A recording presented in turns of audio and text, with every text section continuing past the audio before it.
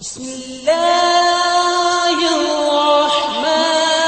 الرحیم السمیع العلیم من الشیطان الرجیم بسم اللہ الرحمن الرحیم خلق السماوات والارض بالحق یکبر اللیل علی النہار ویکبر النہار علی اللیل وسخر الشمس والقمر کل یجری لاجل مسمى الا هو العزیز الغفار خلقكم من نفس واحدة ثم جعل منها زوجها وأنزل لكم من الأنعام ثمانية أزواج يخلقكم في بطون أمهاتكم خلقا من بعد خلق في ظلمات ثلاث ذلكم الله ربكم له الملك لا إله إلا هو فأنى تصرفون صدق الله مولانا العظيم اللہم صلی وسلم علی سیدنا و مولانا محمد وآلہ وصحبہ وبارک وسلم۔ سورہ زمر کی آیت نمبر 5 سے آج کے درس قرآن کا آغاز کر رہے ہیں۔ اللہ کریم قرآن فہمی کی توفیق عطا فرمائے، سمجھ کر عمل کرنے والا بنا دے۔ آیت نمبر 5، 6 اور 7 میں اللہ تعالیٰ نے اپنی قدرت کے تکوینی دلائل جن کو کسی صورت رد نہیں کیا جا سکتا،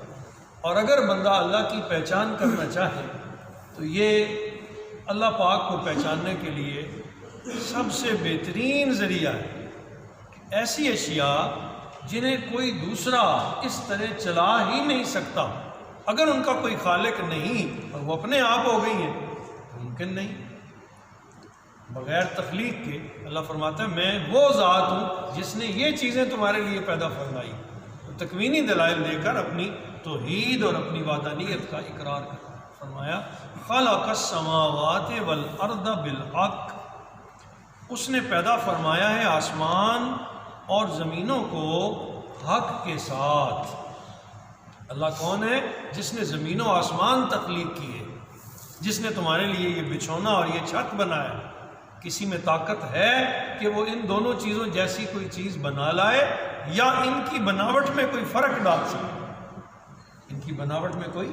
فرق ڈال سکے؟ اللہ نے یہ آسمان و زمین تخلیق فرمائے۔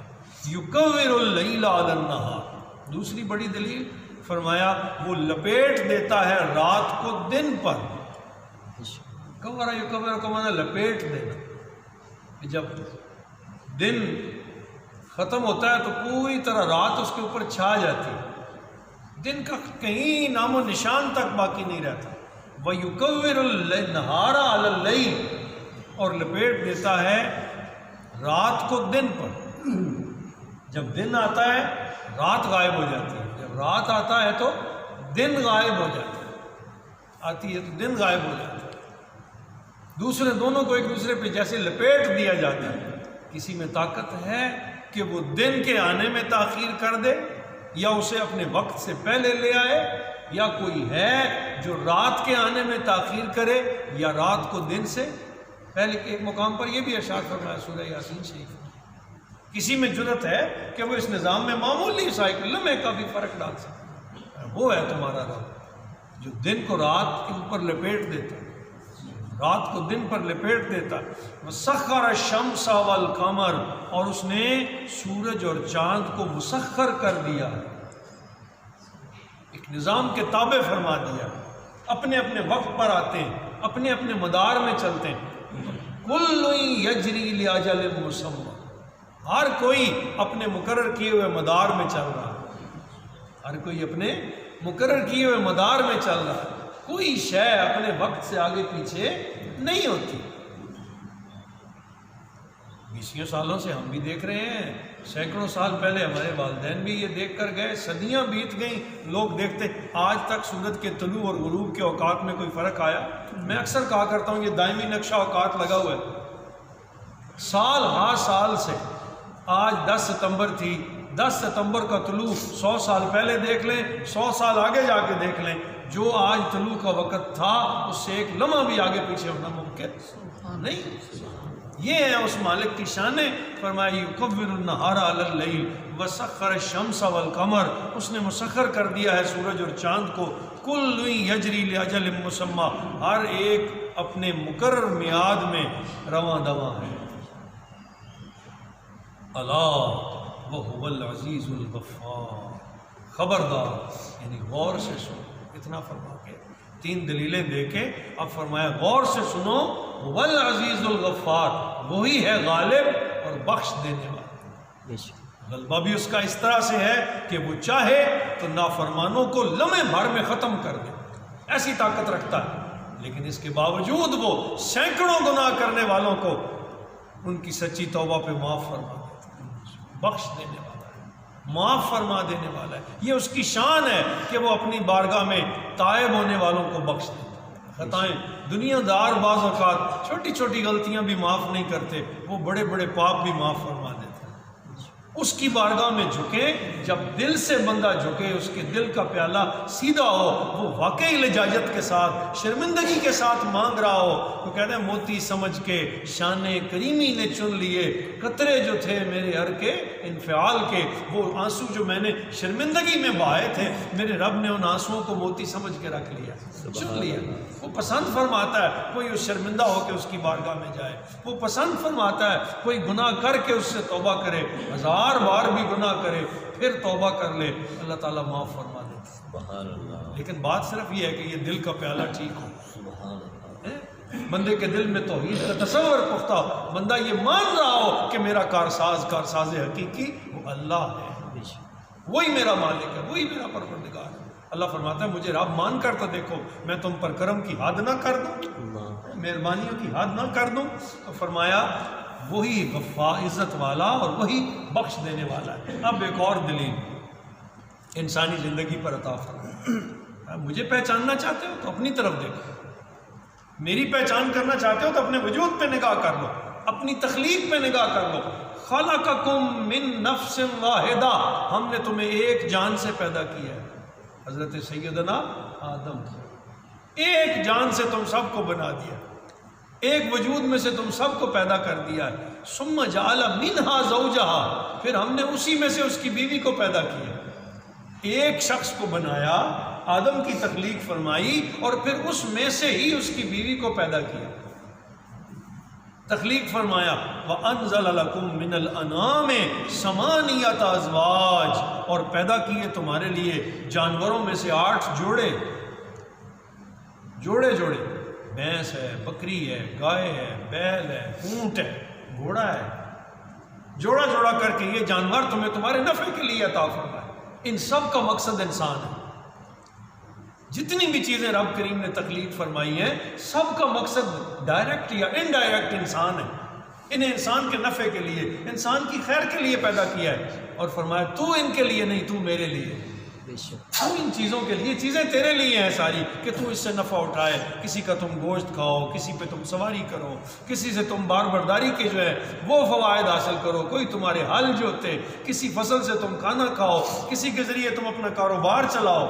ساری چیزیں تمہارے لیے پیدا کی۔ انزل لکم من الانعام ثمانیۃ ازواج، اور پیدا فرمائے ہیں تمہارے لیے جانوروں میں سے 8 جوڑے، مختلف جانور۔ یخلقکم فی بطون امہاتکم، وہ پیدا فرماتا ہے تمہیں تمہاری ماؤں کے پیٹوں میں سے، یہ اس کی تخلیق کا طریقہ ہے، ورنہ وہ قادر تھا کہ سب کو ایک ساتھ ہی پیدا کر دیتا، زمین میں سے پیدا کر دیتا، پہاڑوں میں سے پیدا، ہر چیز پر قادر تھا، لیکن فرمایا ہم نے جو طریقہ اختیار کیا، یخلقکم فی بطون امہاتکم، ہم تمہیں تمہاری ماں کے پیٹوں میں سے پیدا کرتے، اور وہاں کی کیفیت بیان کی، فرمایا خلقم من بعد خلقن، ایک حالت کے بعد دوسری حالت دے کر، پہلے پانی کا قطرہ ہے، پھر وہ لوتھڑا بن گیا، پھر لوتھڑے سے ایک جرثومے کی شکل بنا، پھر وہ اس پہ وہ گوشت کی شکل بنا، پھر اس میں ہڈیاں بننے لگیں، پھر وہ ایک انسان کی شکل اختیار کر گیا، پھر پیٹ میں ہی اس میں جان ڈال دی، پھر ایک وقت تک وہ اس میں رہا، اور پھر جب وہ وقت پورا ہوا تو اللہ کی مرضی سے وہ ماں کے پیٹ میں سے باہر آ گیا۔ فرمایا ہم ایک حالت کے بعد دوسری حالت سے اسے گزارتے ہیں، فی ظلمات ثلاث، 3 اندھیروں میں، ایک پیٹ کا اندھیرا، پھر رحم مادر کا اندھیرا، اور تیسرا اس جھلی کا اندھیرا جس کے اندر بچہ لپٹا ہوا ہوتا ہے، 3 اندھیروں میں رہتا ہے ماں کے پیٹ میں، وہاں وہ زندہ بھی ہوتا ہے، وہاں اسے خوراک بھی ملتی ہے، اور آج سائنس مان رہی ہے کہ جب بچہ 6 ماہ سے اوپر ماں کے پیٹ میں ہو جاتا ہے اور وہ اس کی حالت کیفیت مکمل ہو جاتی ہے، اس میں جان آ جاتی ہے، تو وہ باہر کی آوازیں بھی سننے لگتا ہے، اللہ سبحان اللہ، احساس نہیں کر سکتا لیکن وہ سننے لگتا ہے، اسے محسوس ہونے لگتا ہے۔ یہ کیفیت ماں کے پیٹ کے اندر ہے، وہ ہے مالک تمہارا، وہ تمہارا پروردگار ہے جس نے تمہیں ماں کے پیٹ میں غذا بھی دی، تمہاری صورت گری بھی کی، تمہیں خوبصورت شکلیں بھی عطا فرمائیں، وہ وہاں تمہیں سنوارتا بناتا رہا اور پھر تمہیں اس پیٹ سے تمہیں اس نے تخلیق فرمایا۔ ذالکم اللہ ربکم، وہ ہے تمہارا رب، یہ پہچان کے لیے وہ ہے تمہارا، ذالکم اللہ ربکم، وہ ہے تم سب کا رب، لہ الملک، ساری بادشاہیاں اس کی ہیں، ساری بادشاہیاں اس کی ہیں، کوئی جتنا مرضی ہے جا کے اس کے مقابلے میں لا کے کھڑا کر دے، اس کی بارگاہ کا کسی کو شریک بنایا ہی نہیں جا سکتا۔ اتنی پاور کوئی کہاں سے لائے، ایسی طاقت کوئی کہاں سے؟ فرمایا نہیں قرآن عظیم میں کوئی ہے جو مچھر کے پر کی پر بھی بنا دے میری طرح؟ کسی میں اتنی پاور ہے کہ وہ مچھر کا پر تخلیق کر لے؟ جب یہ تخلیق کسی میں نہیں تو پھر کہو لا الہ الا اللہ محمد رسول اللہ، ذالکم اللہ ربکم، یہ قدرتوں والا ہے تمہارا رب، لہ الملک، اسی کی بادشاہی ہے، لا الہ الا ہوا، نہیں کوئی معبود سوائے اس کے، فَأَنَّا تُصْرَفُونَ، بس تم کدھر بھاگے جا رہے ہو؟ آخر میں کیا فرمایا؟ کدھر منہ اٹھایا ہوا ہے، کہاں جا رہے ہو؟ یہ ہے تمہارا پروردگار جس نے تمہیں اتنی صورتیں دی، خوبصورت شکلیں دی، عقل و شعور دیے، تمہیں جانوروں سے نفع عطا فرمائے، تمہارے لیے کائنات کی ہر شے پیدا کر دی، ذالکم اللہ ربکم، وہ ہے تمہارا پروردگار، لہ الملک، اسی کی بادشاہی ہے۔ پھر اپنی زبان سے کہو لا الہ الا ہوا، فانا تصرفون، کدھر بھاگے جا رہے ہو؟ اس کی سلطنت سے تم نکل بھی سکتے ہو، اس کی بادشاہی سے تم نکل کے کہیں جا بھی سکتے ہو، جس سے بھاگ نہ سکو اس کی بارگاہ میں جھکنا سیکھو، اپنے آپ کو بارگاہ مولا میں گرانا سیکھو، جتنے عاجز ہوگے وہ تمہیں اتنا بلند کر دے، اتنی بڑی شانیں تمہیں عطا فرما دے گا۔ اللہ کریم ہمیں اپنے مقام کی سمجھ نصیب فرمائے اور اس قابل کر دے کہ ہم اس کے بندوں میں شمار ہوں۔ وما علینا الا البلاغ۔